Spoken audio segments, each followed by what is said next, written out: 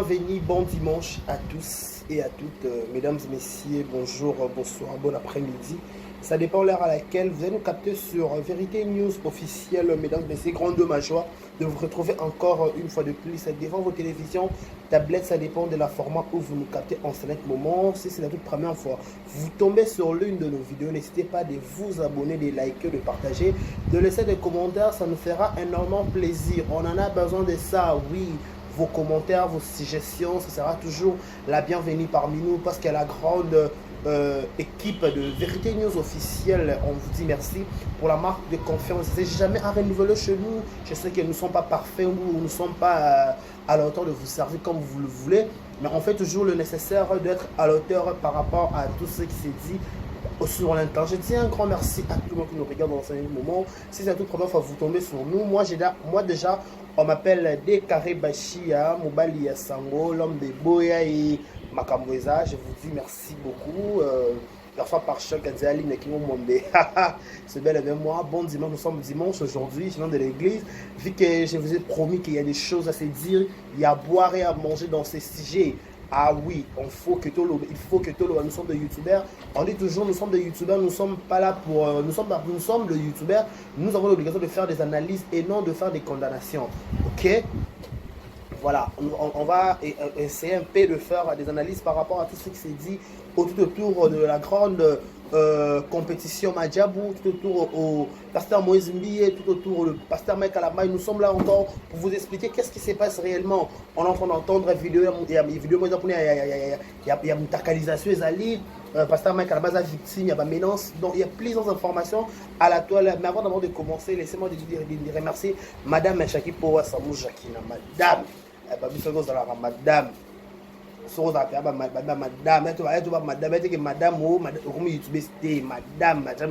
Madame Chaki, merci beaucoup. Merci à Solange Douamana, merci à la prénale de l'Éternel, merci à tout le monde, merci à toute la babachinoise, Nyoso Obalingara, de Carré Pachia, l'homme de Boya et Makamweza. Voilà, mesdames et messieurs, je vous disais que par rapport à l'actualité, aux autres régner, Nakatia mboka na biso to pa maboko régner na kati ya réseaux sociaux na kati ya toile na biso ya faire to pe ya histoire horrible oyo eza ko bima na kombo ya pasteur Mike Alamaï. On ne sait pas pourquoi ça.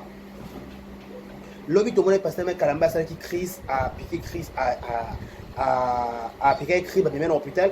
Après un moment donné tout le monde a na Facebook Jéhovah et Rafa de mon modèle donc à se rétablir vite donc Nzamba ka meko lela ya bato o ebele o bazaki peza à cœur na pasteur Mike Alamaï qui non pasteur Mike Alamaï a ko ça la crise tout pas gros likame ko mele bongote ba maman ba telemaki ba papa ba telemaki ba frère ba sœur ba telema pena ma bonne deli ba sambela ki pour la pena bon rétablissement au balobaka ezonga na kata via pasteur Mike Alamaï to pe la santé divine ezonga ils sont na kata na pasteur Mike Alamaï. Mais comme dit toujours le maître des temps, il est le maître des temps des circonstances, celui qui a sa la réunion na makokinae tout le monde a dit que tout le monde qui passe à la maison, ça fait grâce à Biki. Donc, à Zongi déjà très très bien en bonne santé. Qu'est-ce qui se passe en fait sur cette histoire? L'histoire est que il semblerait-il, il y a une vidéo sur la toile de circuler tout le monde babi pasteur Makalambai aza na mutu na makeke na manono.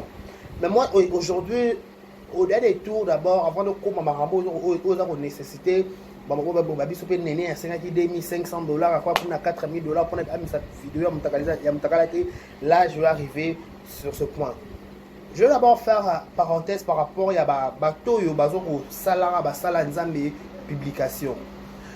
J'essaie na Bible baloba ne touchez pas mais ouais. Botika yemo nzamba jije bango biso to na droit ko jije mon sala nzambe te. Mais tu peux ça conseil ou tu peux ça conseil parce que bazaba ouais nzambe. Pour preuve dans la Bible, muto benga na kombo ya David, l'homme selon le cœur de Dieu. Azara l'homme selon le cœur de X de Y. Azara l'homme selon le cœur de Dieu. Dans mon thème azara l'homme moto nzamba che mon thème n'est pas naïe.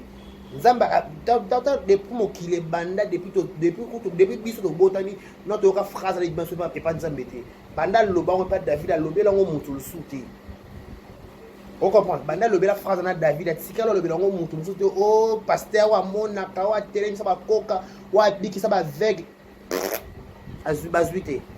Alors bela on David l'homme selon mon cœur. Cela veut dire quoi? Na neto za na mokili boy nzamba ba biso nyonso. Abi ke déclaré ba chemo existe na Congo. Abi mutu mo songolo pakala na Canada. Abi ke mutu mo pakala na Turquie. Abi mutu mo pakala na France, na Belgique, na Boya, na Allemagne, na Ottawa, Arabo. Ben Bible lobby, il fait chaque chose en son temps. Aujourd'hui, vous avez une relation, tout ce qui est bien, tout ça bien. Vous avez une relation, songolo pakala serviteur de Dieu, mort, tout chantre de l'Éternel. Vous avez une relation. Oui, une relation nyonso, ceux qui vont lingani et souka kaka na kusangana nzoto ba to contredire ngati. Tout est bien.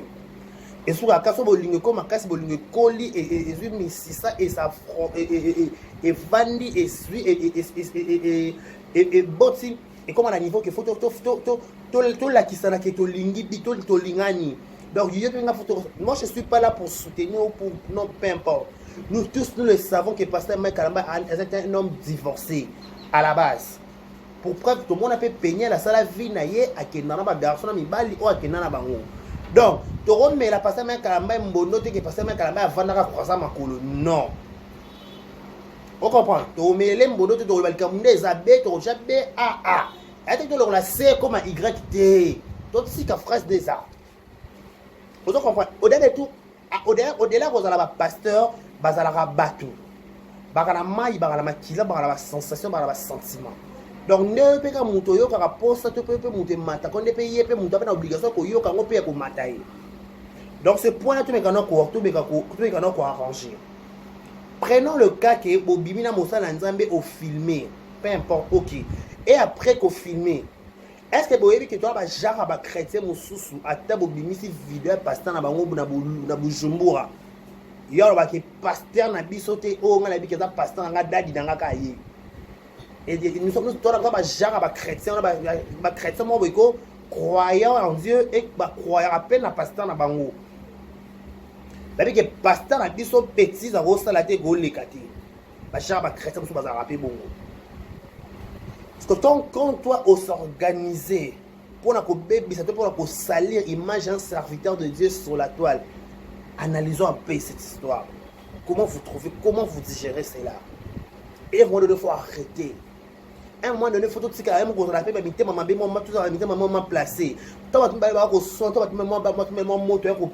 nous ne sommes pas obligés de exciter les sous makala moto, incendie na makamai te na zelo. Yo par exemple soit na ko sous mai. To pétrole. Oh, c'est sous pétrole la kata moto incendie. On a pour ça moto pela oh ba zika ba kufa to pendeni. Je l'ai dit hier et je le répète aujourd'hui, tant que tu as les réseaux sociaux qui sont sur YouTube, je me comprends. Il faut comprendre la grandeur, il y a pression au batazoua, canali cambo, yo baté. Vous, babi, pasteur Makama, ça chantage, menace. Pourquoi? Oh, mais il faut tout ce qui est dans tout ça s'appelle logique. Tout ça s'appelle logique. Pasteur Makama, ça rêve, ma fille est belle. Fait belé dans la pasteur Mike. Parce que ils allaient andeni e pousse na bino na propre volonté na bino. Mettons les basculatons et pieds ba beaucoup vendre sous qui mettait ma toy na biso to komi au cœur ya ba scandale il bête. Non. Tout respectable oh ya biso. Respectons nos serviteurs de Dieu, donnez-le tout ça tout ce que ba défaut na bango. Ceux qui ont une relation morale dans serviteur de Dieu, garde ça pour toi-même. Est-ce que tu es obligé de bénéficier de ma solo pour que tu aies des langues na bino comme ça été boké ma keke na bino boké ma non na bino kuna boké penza la masisi boké penza na likambo ngo tina suka tu qui va témoin tu sais qui peut participant tu participant de l'eau moi est-ce que pourquoi beaucoup de gens qui met sur quelle base? Beaucoup de gens, c'est plutôt qui met sur quelle base on n'en a pas besoin, sérieusement. Oui. On a posé ça dans le monde. Mais on a posé ça. tala posa ebalingaka bino boexplika biso banda kolinga bino toyokaka te ntango babanda kobenga bino barendez-vous toyokaka toyebaka te mais ntango ebandaka kobaskile botia biso batémoin nakona bino pourquoi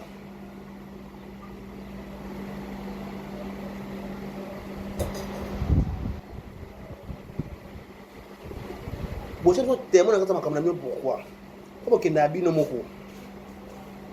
Nous refusons de comment on a l'histoire il y a Eliane Bafeno, s'il vous plaît. On n'en avait pas. On en avait tout limité comme on a l'histoire il y a Eliane Bafeno, donc comment que oh je suis venu pour sauver des arbres et m'attaquer qui non. On n'en a pas besoin. Tu as besoin que ne bandi ba chantage bino que soit disant vidéo ezali. Bon la vidéo. Comme ça on débat sur l'acte.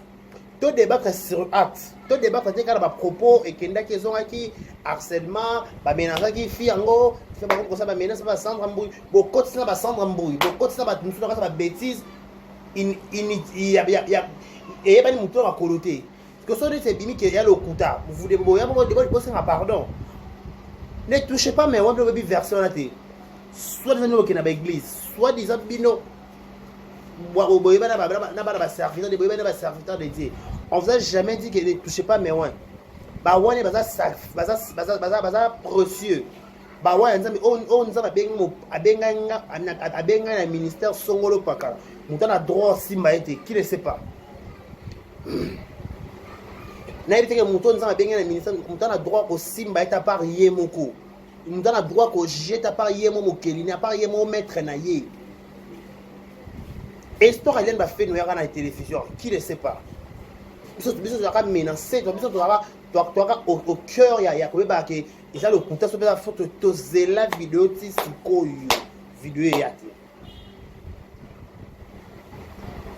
Tout le balikambo, mon balikambo, pasteur Moïse Mbi, tout le balikambo, il y a Mike Kalamai, Nasugi Fiwana, on a besoin de comprendre. On en a vraiment besoin. Parce que je ne vais pas le contraire. Tu dois maîtriser et l'autre côté, tu dois digérer les gambous. Tu dois comprendre qu'est-ce qui ne va pas dans le kati à ma job. Pour expliquer plus clair. Pour la raison de l'écriture, je ne vais pas le contraire. Prédication, quand il passe à moi, c'est bon, ça va comme belé ou non. Et bon, pousser réflexion dans la musique, donc tu dois bien.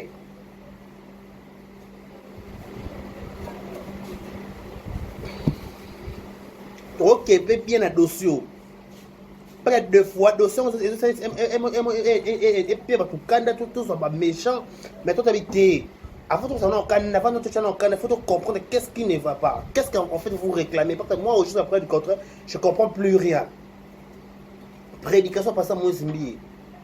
Ceux qui peuvent venir passer ma campagne, ils me les alliés. Oh, mon Madja Balinga, ceux qui n'aillent. Finalement, vous me parlez de quoi en fait, mesdames et messieurs? Bateau banana biso bakabazo bati bana pour savoir comprendre qu'est-ce qui ne va pas. Toi dans un moment où tu te regardes après tu vas se sacrifier l'un l'autre non. Toi dans un moment où so ma base appeler les chats par son nom. Sauf vidéo parce que ma caméra ils allaient balancer. Bobi misato mona to yé parce que est-ce que c'est lui aux montage. On n'a pas besoin il y a que oh je suis venu pour sauver les âmes, je suis venu pour non, tu n'es pas venu, viens directement. Il y a quand maman il y a ma preuve, il y a quand maman se balancer qui ça YouTube katana ezika pour les colombe YouTube ozika te ezala. Et pelisa ka moto mata quitter zonga. Si vraiment vous allez pour soutenir sans voix mais vous clasher morceau pour balancer image et après tu ah ok ça va être il y a match pendant ça ma belle photo au tika parce que oh ça ma bête to lobel yo au sali to yo sali bien au sali ma bête au sali ma bête oui to au sali ma bête pour soit disant viol pour comment on a un niveau viol au check maintenant on va checker caméra ce sont des questions faut se poser. Viol, va violer mon tout. Ok, c'est bon. Ce qu'on a un niveau au la caméra, on ne comprend pas ce dossier. Tu maîtriser, on doit expliquer. Vous avez clair une explication, s'il vous plaît. Vous avez clair une explication. Par contre, la page polémique, la page polémique, tu comprends. Pour qu'on t'ait dit, ça va 1 heure, 3 heures de temps, tu as cocktail, tu passe. Vous avez clair, vous expliquez, on doit par rapport à Boy. Boy qui est passé avec la violer, qui fait Ok, c'est bon. On va violer qui avait filmé l'acte. Parce qu'elle vient probablement inattendue, hein, tout est bien. Bateau va violer, bah bien. Bateau va violer. Via les éléments inattendus, on s'attendait à violer. Au gros, bimo, t'as ma violer. Ça va bien avoir inattendu. Parce que on va violer, on va dire que passer avec un violer qui. Comment c'est si avec temps qu'on s'est préparé à coacher, ceux qui la caméra. Donc il n'y a pas de lien, il y a Kamango. C'est que le lien, il y a Kamango. Tout à pas les Kamango, tout à. Tout à chin-chin. Chin-chin pas les Kamango. Chin-chin. Parce que viol au vrai sens du mot, bako menacer yo, bako violer par force. En fait, na makeke mais oza na posa ko kenete, c'est ça ma bien un viol. Parce que ba viol la bino comment monétiser, comment moderniser que ba memi na chambre au côté au vendre ba violo. Ami mo saka na viol ngwe. C'est boye parce que pour ça viol ngota. C'est pourquoi on viol en est-ce que vous voulez viol penza viol penza penza viol toni penza viol toni penza dans la combo viol wana ba ko beza penza combo viol eza combo eza penza viol. Je comprends mesdames et messieurs, nous sommes tout ça sur la temps sous-souté que oh mutasali mabe to dolokte to bonde mais avec de preuves.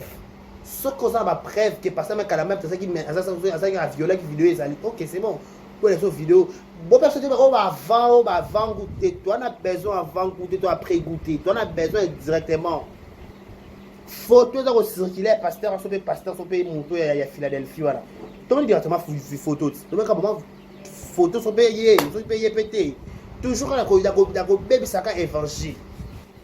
Yambi le bagna tangwa suka boko mona ba ko telemela basala nzambe tozo mona ngo.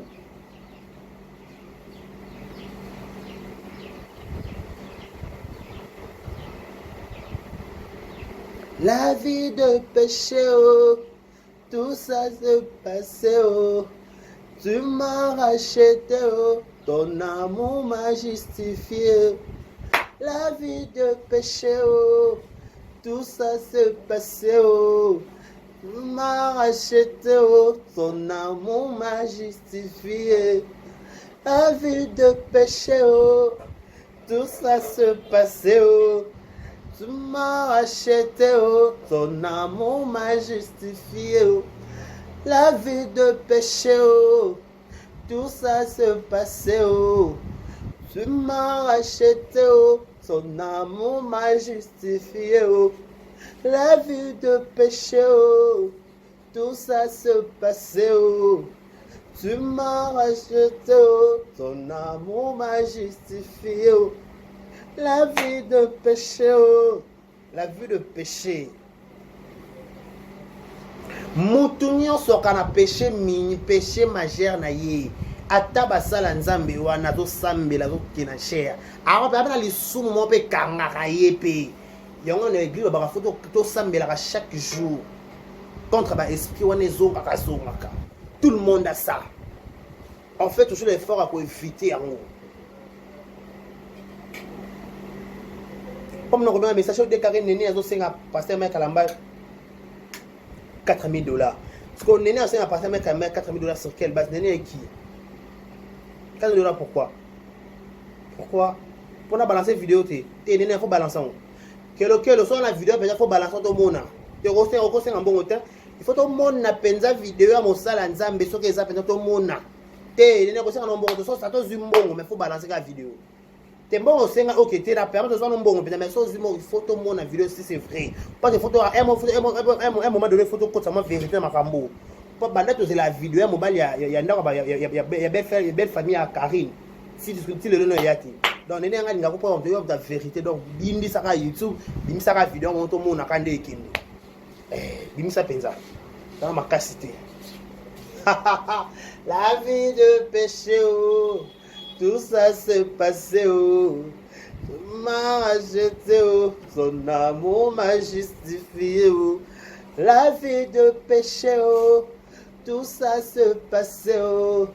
Tu m'as racheté, oh, ton amour m'a justifié, oh, la vie de péché, oh, tout ça se passait, oh. Tu m'as racheté, oh, ton amour m'a justifié, oh, la vie se passait, oh. Tu m'as racheté, oh, ton amour m'a justifié, oh, la vie de péché, oh, tout ça se passait, oh. Tu m'as racheté, oh, ton amour m'a justifié, oh, la vie de péché, oh, tout ça se passait, oh. Tu m'as racheté, oh, ton amour m'a justifié, oh, la vie de péché, oh, tout ça se passait, oh. C'est bon, matanga, il y a la ligne, oh. Vous comprenez? Ce qui vous donne la vidéo, c'est que vous montez pour balancer. Donc, il faut dénoncer à Misala Mabé. Ce qui est Zali. Mais ce qui est Satima Baboy, qui m'a ramené pour ça, pour Basala, vous avez ça, vous avez qui ne vous menacez, vous avez pini. Vous avez foot à pino, le lingue, babi. Botsi, Kabasala, vous avez ngam qu'on a chez Bango. Bissot, vous avez droit que j'ai Basala, vous avez pour preuve, vous avez parfait ou parfait à Zate. Tout le monde a des erreurs, tout le monde a commettre des erreurs. Ah, si je savais.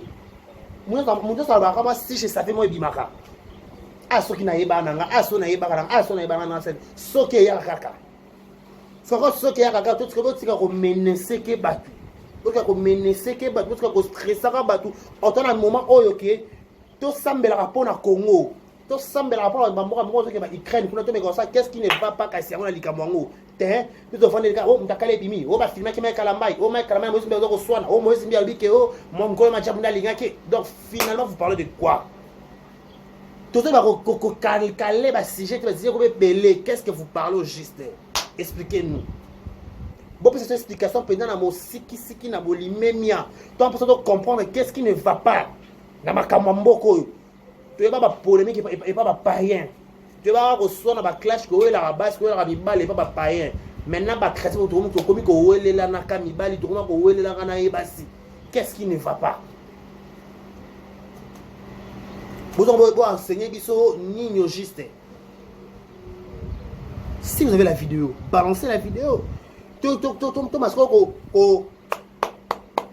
comment dirais-je qu'on débattre sur vidéo Thomas ah oh vidéo est-ce que la vidéo est penza pour tout le monde papa c'est tout le monde qui papa c'est tout le monde ah et tout le monde ni penza tout ça l'analyse pour ça me semble tout ça l'analyse quand tu total la penza total après tu fais l'analyse la vie de péché oh, tout ça se passait oh.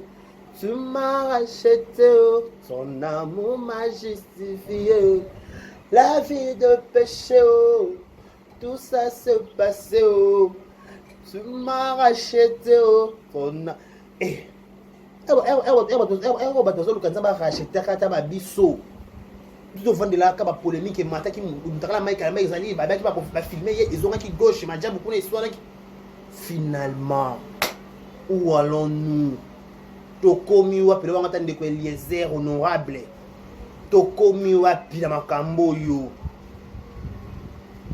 makambo bongo na mke écoutez ba vie ba tout dépend ba vie ba na kata makambo yo so ba mo telemela yo Papa Ramoto otozo yo bazo beti sur ma téléphone et ça ka bato muto ayo kika pas ah et ne bon ba beti solo mais est-ce que c'est vraiment Ramo ba beti la biso ma jabu ma ba Moïse ndiye ba Mike Kalamba parce que muto azo courage ata on muninga azate tu ba mo le tu ba ko respecter ka bato en plus tout ça pena moins de la femme tu peux ça rappeler kilo na bas si on otozo soutenir bon dit que vidéo Mike Kalamba eza vidéo ya moi na mobali. Donc, moi, sans faire être au monde, aïe, puis moi, c'est ma bousso baboui. Au la saline à 4 mois na bino. La vie de péché, oh, tout ça se passait, oh. Pas ici, mais quand ta musique. Tu m'as racheté, oh, ton amour m'a justifié. La vie de péché, oh, tout ça se passait, oh. Ça m'a son amour m'a justifié. La vie de péché. Voilà, moi j'ai une vidéo, je vous mets. Bah, tiens, la vidéo là, c'est une vidéo en haut comme ça. Tout le monde va débattre un peu sur cette vidéo en haut. Ils ont un peu fait avec eux, zoomer, na bendi. Après, bon, mon vidéo, on a bâti par rapport à ma rambo et moi je vous retrouve tout juste après.